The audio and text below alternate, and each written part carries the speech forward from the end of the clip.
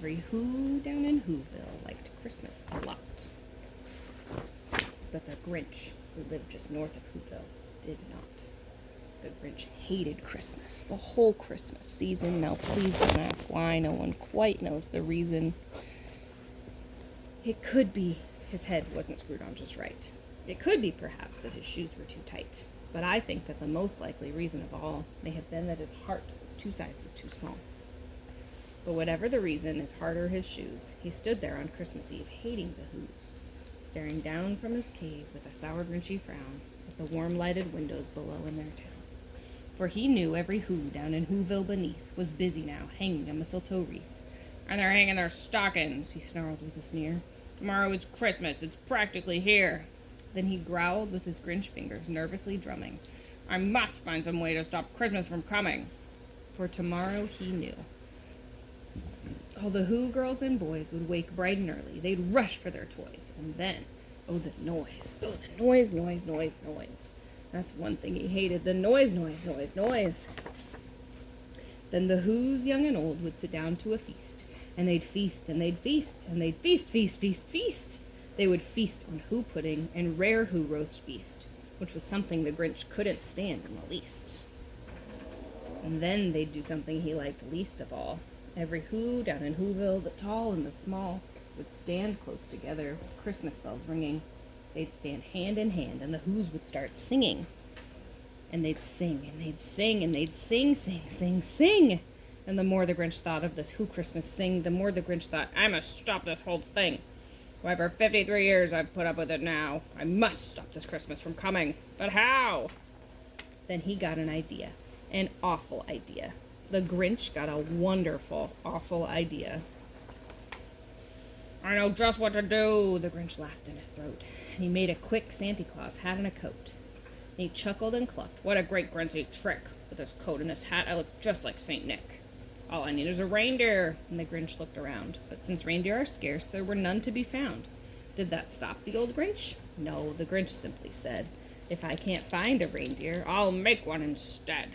So he called his dog Max, and he took some red thread, and he tied a big horn on the top of his head. Then he loaded some bags and some old empty sacks on a ramshackle sleigh, and he hitched up old Max. Then the Grinch said, "Giddy up," and the sleigh started down toward the homes where the Who's lay a snooze in their town. All their windows were dark, quiet snow filled the air. All the Who's were all dreaming sweet dreams without care. When he came to the first little house on the square, "This is stop number 1, the old Grinchy Claus hissed, and he climbed to the roof, empty bags in his fist. Then he slid down the chimney, a rather tight pinch. But if Santa could do it, then so could the Grinch. He got stuck only once, for a moment or two. Then he stuck his head out of the fireplace flue, where the little Who stockings all hung in a row. "These stockings," he grinned, "are the first things to go."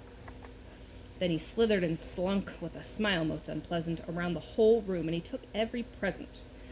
Pop guns and bicycles, roller skates, drums, checkerboards, tricycles, popcorn, and plums. Then he stuffed them in bags. Then the Grinch very nimbly stuffed all the bags one by one up the chimbley. Then he slunk to the icebox. He took the Who's feast. He took the Who pudding. He took the roast beast. He cleaned out that icebox as quick as a flash. Why, that Grinch even took their last can of Who hash. Then he stuffed all the food up the chimney with glee. "And now," grinned the Grinch, "I will stuff up the tree."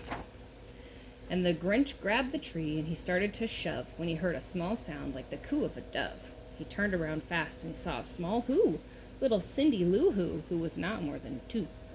The Grinch had been caught by this tiny Who daughter, who'd got out of bed for a cup of cold water.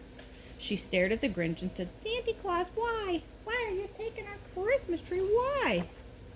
But you know that old Grinch is so smart and so slick. He thought up a lie, and he thought it up quick.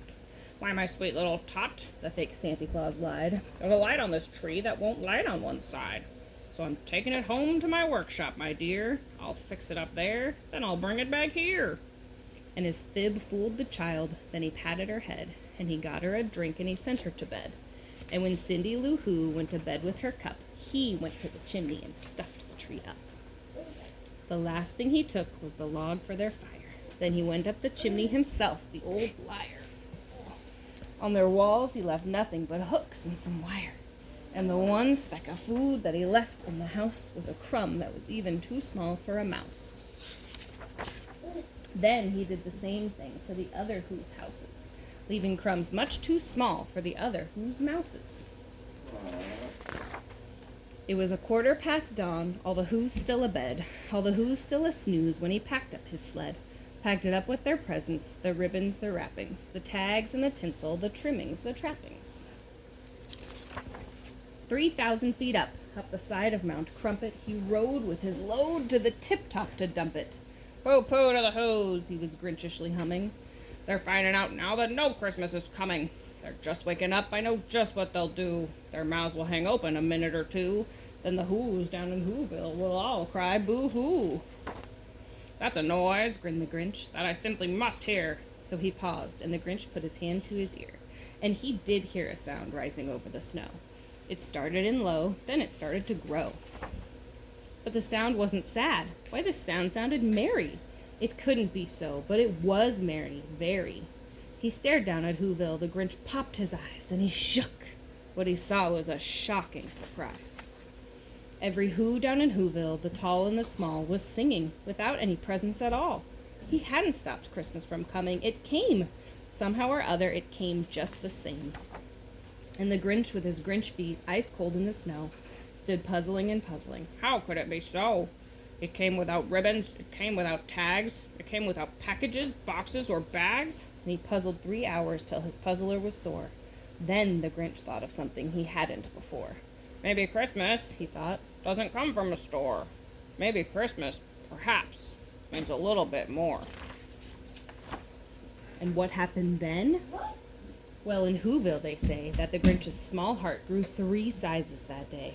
And the minute his heart didn't feel quite so tight, he whizzed with his load through the bright morning light. And he brought back the toys and the food for the feast. And he himself, the Grinch, carved the roast feast.